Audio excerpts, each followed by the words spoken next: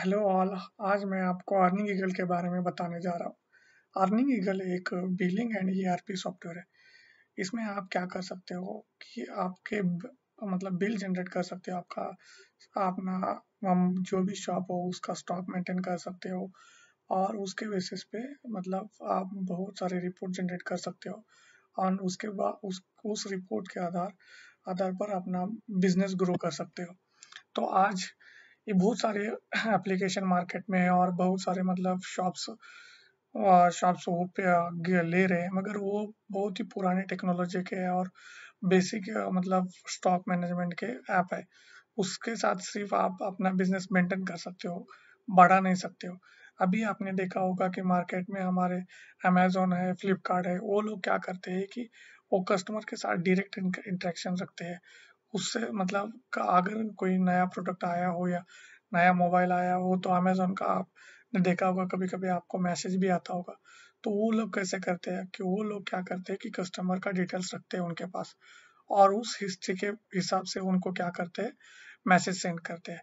मगर small customer जो होते हैं वो कस्टमर वो मेंटेन नहीं कर पाते उतने बड़े-बड़े सॉफ्टवेयर और उनका प्राइस भी ज़्यादा होता है।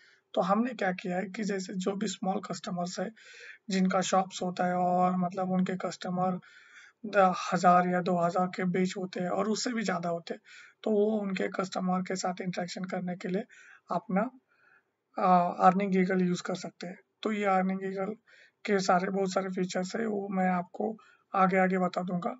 ये अर्निंग गीगल का लॉगिन पेज है। यहाँ पे आप क्या कर सकते हैं, अर्निंग गीगल को लॉगिन कर सकते हैं।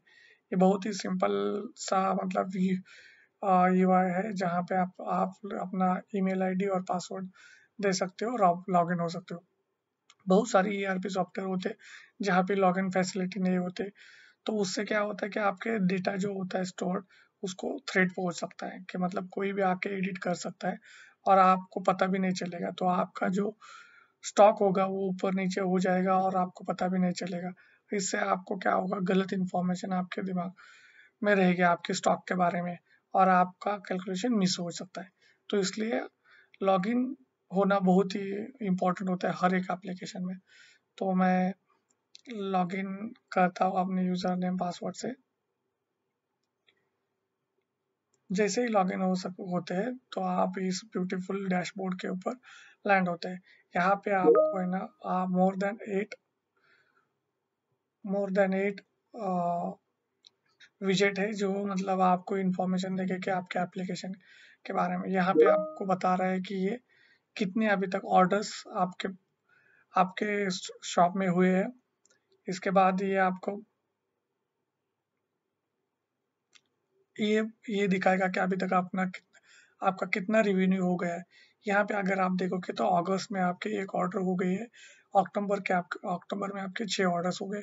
इससे आपको पता चलता है कि आपके कौन से मंथ में आपका बिजनेस बढ़ रहा है और कौन से मंथ में आपका कम है। तो उसके हिसाब से आप क्या कर सकते हैं कि आपके बिजनेस स्ट्रेटेजी चेंज कर सकते हैं। यहाँ पे आप देख सकते हैं कि कितने यूनिक विजिटर्स है आपके यहाँ पे, मतलब आपके पास कितने कस्टमर्स है अभी तक। तो ये सारा इंफॉर्मेशन यहाँ पे दिखेगा।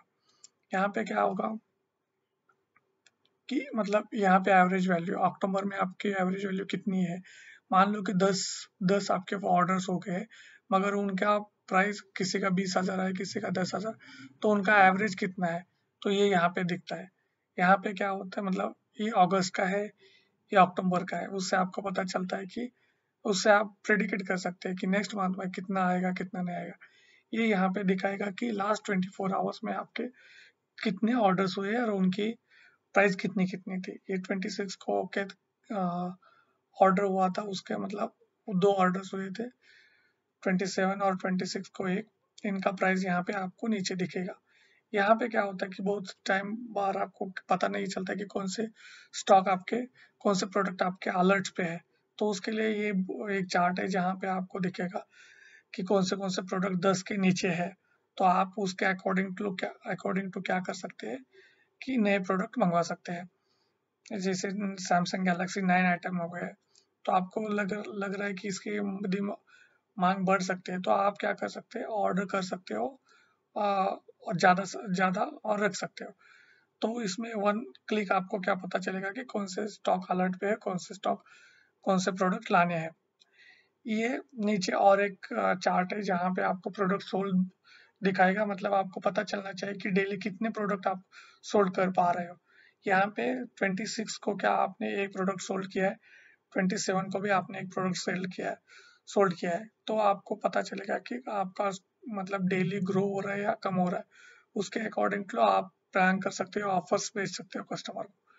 ये सेल एंड परचेस का चार्ट है जहाँ पे आपको दिख रहा है कि आपने आज सेल ही कर दिया है वो 28,000 आगे कुछ समथिंग। ओके, तो आप बता सकते हो, मतलब आप वीकली देख सकते हो, तो यहाँ पे क्या होगा, वीकली डेटा लोड हो जाएगा।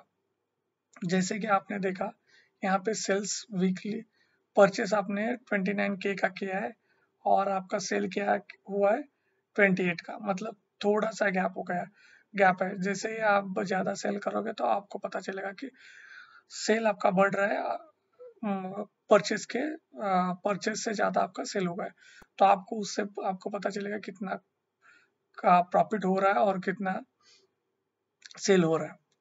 हाँ, तो ये एक डैशबोर्ड था जिसपे आप में थोड़ी सी ही इसमें आपको बहुत सारा इंफॉर्मेशन पता चलेगा और आपका बिजनेस आप प्रेडिकेट कर पाओगे। मतलब प्रेडिकेट मतलब आप देख सकोगे कि नेक्स्ट मंथ में कितना होगा और उसके हिसाब से आप अपना प्रोडक्ट ऑर्डर कर सकते हो और आपके कस्टमर के साथ इंटरेक्शन कर सकते हो।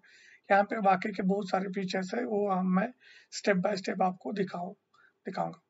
यहाँ पे प्रोडक्ट्स होता है कि प्रोडक्ट में क्या होता है कि आपके दुकान में, आपके शॉप में कितने प्रोडक्ट्स है, ये सारा का सारा इंफॉर्मेशन यहाँ पे दिखाता है। उसके नाम, उसका बाय प्राइस कितना है, उसका सेल प्राइस कितना है, उसकी क्वांटिटी क्या होती है। मान लो आपको कुछ मतलब नए प्रोडक्ट आ गए तो आपको ऐड करना पड़ेगा, तो आप उसमें ऐड भी कर सकते हो, इसमें एडिट कर सकते हो। ये सारा का सारा प्रोडक्ट ऐड करने का फॉर्म है। यहाँ पे आप सारी इंफॉर्मेशन भी पुट कर सकते हो, जैसे कि नेम क्या होगा, डिस्क्रिप्शन, मतलब मान लो अगर कोई मेडिकल शॉप हो या फर्टिलाइजर का शॉप हो या मतलब खतों का दुकान हो, जहाँ पे आपको वो प्रोडक्ट के साथ डिस्क्रिप्शन पे भी आप क्या कर सकते हो, लिख सकते हो, ताकि अगर आप नहीं रहोगे और आपका नौकर होगा तो वो भी है ना उस डिस्क्रिप्शन के हिसाब से आपके प्रोडक्ट सोल्ड कर सकता है। ये उसका यूनिट क्या होगा, उसका वेंडर क्या होगा, क्वांटिटी क्या होगी। मान लो मैंने अभी क्वांटिटी बढ़ा दी तो 7 आइटम मैंने लेकर आया हो, तो मैं क्या करूँगा, 3 का 10 कर दिया। सेल प्राइस प्रोडक्ट सेम ही रख रहा हूँ। यहाँ पे आप जीएसटी भी ये कर सकते हो। आप बारकोड स्कैनर से आपका स्कैनिंग आईडी भी यहाँ पे डाल सकते हो प्रोडक्ट यूनिट नंबर में। तो मैंने यहाँ पे सबमिट करते ही वो प्रोडक्ट रिफ्लेक्ट हो जाएगा।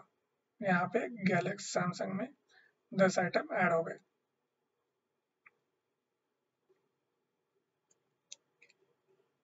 तो आ, ये प्रोडक्ट स्क्रीन है। यहाँ पे आप मतलब मान लो आपके पास 10,000 प्रोडक्ट है, तो आपको मतलब स्क्रॉल करने से आपको मतलब बहुत टाइम लगेगा कि वो पर्टिकुलर प्रोडक्ट सर्च करने के लिए। तो यहाँ से आप क्या कर सकते हो, वो प्रोडक्ट भी सर्च कर सकते हो।